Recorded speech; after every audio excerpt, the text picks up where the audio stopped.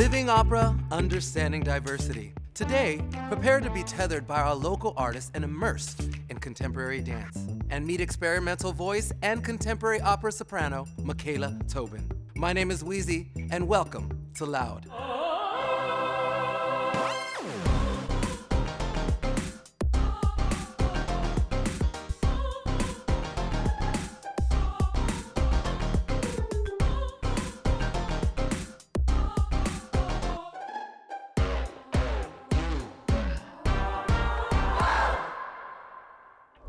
Hello and welcome back to Loud, where we showcase local Bipoc talent and other artists who inspire and give voice to contemporary performance. Before we introduce our first artist, we'd like to begin in solidarity with this land acknowledgement.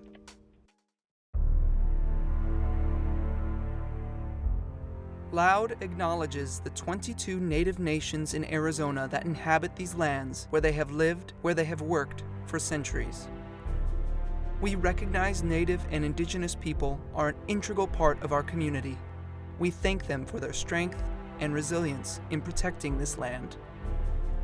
With this truth spoken, we hope to build mutual respect and connection across all barriers of heritage and difference, and share our gratitude for the Native American, Indigenous, Alaska Native, and Pacific Islander communities that lead, inform, and partner to advance all communities across Arizona. And now, I'd like to introduce our local artists. A dance company located right here in Phoenix. It's my pleasure to introduce founder, artistic director, and my dear friend, Angel Castro, and his company, Halo. Hi, my name is Angel Castro. I'm the artistic director for Halo Movement Collective, and I'm based from here, Phoenix, Arizona. Initially, I wanted to bring dance off the stage, and I started putting it in art galleries and places that seemed a little bit less intimidating.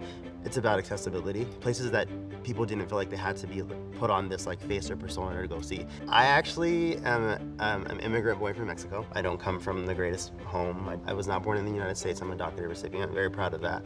When you live a life of such turmoil, ups and downs, and hills and valleys, we psychologically cling to the one thing we can control. And I think that was art. I could wake up every day and choose to create it, and that's why I think I've always been so driven to create. So the work that we'll be seeing later is called Blood Ties. It's about redemption and the things that humans do to feel redeemed, and some of those things are not always the kindest. And I wanted to feel like a face-off. The work was kind of based around my family. My choices that I make in my bloodline will affect the next generation, and so on and so forth. My choices might affect yours, might affect the next person. And so that's why I wanted to play with that connection in the center. It's part of a larger body of work, but we've pulled it aside to be its own rep work. Thank you for joining me, and I hope you enjoyed Blood Ties.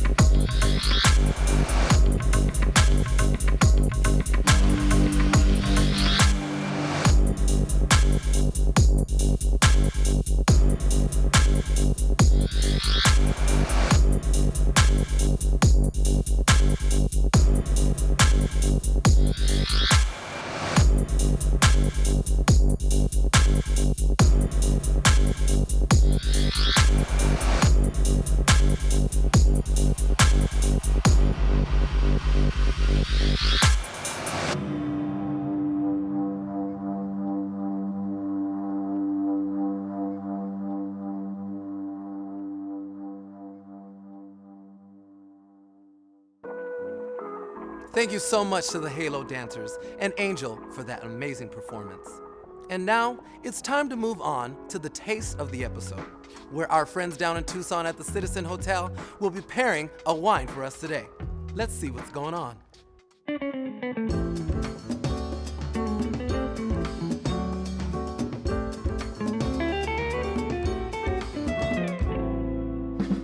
Hello and welcome to another taste of the episode. My name is Courtney Clark, and I am the Director of Community Alliances at Arizona Opera. With us today, we have Monica Lane. Hi, Courtney. Thanks for having me again. She is the owner of the Citizens Hotel and our wine expert. Also, we have eventpreneur Ashley LaRussa. You've met her. Thank you for joining us again. Happy to be back with you. And finally, wine enthusiast, Miss Rachel Fraser Johnson. How you doing? Good. All right. I'm excited about these wines today. Absolutely. So I am beyond excited about this wine. So the first thing I would say about this is not an Arizona wine. This is not a local wine. This wine is made by Dwayne Wade, which means I assume he has some direction in this wine. The Chenin Blanc is like a Chardonnay substitute of it. It comes from the Loire Valley in France, where they use it as a single varietal. Otherwise, it's used as a blending grape. Very Chardonnay-like. Chardonnay is also very acidic, but also has got some roundness on it. Nice. So does this. Nice. But this wine has some funk to it, All right. some earthiness that is not normal. Look, for we're a black Chenin women. Blanc. We like a little funk. Oh, Funkadelic. oh. Are you guys ready? Yes, Yeah. absolutely. Let's get into it. Mmm. Even on the nose, it seems like a bigger wine than you would normally expect a white wine to be. Tastes pear. Yep, pear. Crisp apples. Yep. Yep. Yeah, you took pear and apples. That's Yeah. close enough. Yeah, I think that's spot on, ladies. Strawberry. Would you have this sort of wine in your hotel? Absolutely, I would. I'm gonna be dead on honest. This is the kind of wine that we wine snobs want to hate. I hate celebrity wines. Just because you're good at something else doesn't mean you're good at right. making wine, Right. right? But one of the things that I've had to come to terms with, especially being a Black woman in a boutique hospitality space, is representation matters. It matters. It matters. I love this wine, and I'm hoping you're enjoying it. It pairs with just about anything because it's just not so overwhelming. I could literally take this with a red sauce easily, Nice. or a stew. Look at you just breaking all the noise. You know what? Yes, Can I it tell is. you? Can I tell you what I love about this? Yeah, you. I'm talking to you, audience. You. Can I tell you what I love about this conversation? Whether it's the opera conversation or it's a Yes. wine conversation among people of color.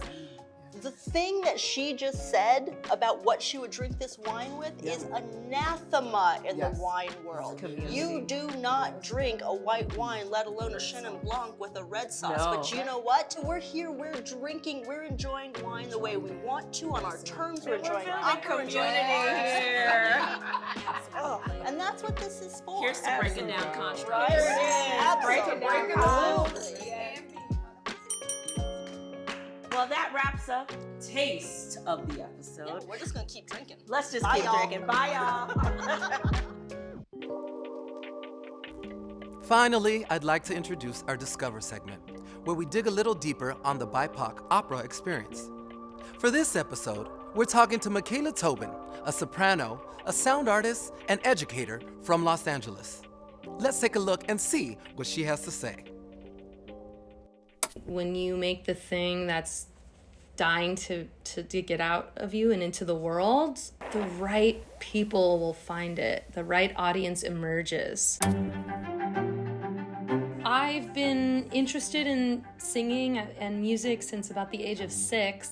Pretty immediately, I gravitated towards classical music. I went to the Arts High School where we had a wonderful opera program there. We would do abridged versions of real operas and really changed my life. I went to UCLA for music and opera performance. In college, something in me shifted, and it was then that I started to kind of feel a little more alienated from the art form. When I finished at UCLA, I had no desire to continue doing classical music or pursue a traditional opera career. It was at that point I started playing in a band, making experimental drone rock, you could call it. I began experimenting on my own, started doing layers and looping with my voice, improvisation with my voice, getting into kind of more experimental textures such as noise and drone. After a couple of years, I decided to apply for grad school, and I found a program at the California Institute of the Arts. It was right before I started attending here that I went and saw an experimental opera by a Filipino artist named Ana Luisa. In one of the scenes, she does a deconstructed version of a Filipino lullaby. When I saw this deconstructed Filipino lullaby that my grandfather used to sing to me, I burst into tears. I had never had an experience like that watching a performance. And it was in that moment that I realized why I had felt so alienated from this operatic art form for so many years. I'd never seen my culture mirrored back to me on stage before. It was heartbreaking because you don't know what you're missing until it hits you. You don't realize that you're missing that visibility. It completely changed the trajectory of what I wanted to do in experimental music itself. I approached Ana Luisa after the show, and I, with tears in my eyes, and I said, I have to make work with you. We went on to create a show together called Body Ship, and that we toured through the Southwest about two sisters retracing Magellan's trading route on the cosmos. I became really invested in how the effects of colonization affected the psyche of my heritage. I started looking into pre-colonial Philippine mythologies, and I found a story of the Bakunawa, which is this moon-eating serpent. I felt so connected to it that I said, I have to make an opera out of this. I got an opportunity through Red Cat Los Angeles to do a piece, and because we were still in the pandemic, I decided to make it an opera film. I'm aware that my work is perhaps still more radical.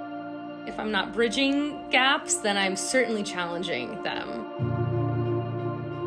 I believe that our job as artists is to reflect and respond to the shifting parameters of our reality. And the last couple of years have had a lot of shifts. For many years of my training as a female body, I didn't feel like I had ownership over my voice. We were always doing it for someone else, to be that soprano on stage in the gown with the pearls, being beautiful, being tragic, for who? Not for people that looked like me. I work with a lot of marginalized voices. I work with shifting voices. I work to empower their own voices. I'd like to shift the conversation and focus on those that have not been at the center before. I have a lot of students that are non-gender conforming, and so let's sing whatever role you want in whatever range you want. Who cares? Why is it so precious?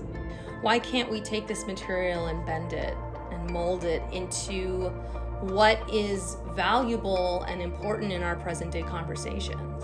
That's why I think the operatic voice and the operatic form is powerful. It's this instrument that we all have, this instrument of empathy. And when you hear a voice as powerful as an operatic voice, it literally vibrates in your own body. Existence is resistance. I think I'm going to continue to ruffle feathers, and that's okay. I think we need to get used to the fact that not everything is for everyone. When I sing in Tagalog, it's not necessarily for a cis white man over the age of 60 to understand and embrace. Audiences of the future look like everything. I think we're going to see a lot more experimental operas, and the word opera being stretched to fit the shifting narrative of what is culturally relevant and important to us. I wake up every day and I make noise because it feels good, it feels right. I do it for the 7 generations behind me and the 7 generations that will follow me. Certainly not the first, and I won't be the last.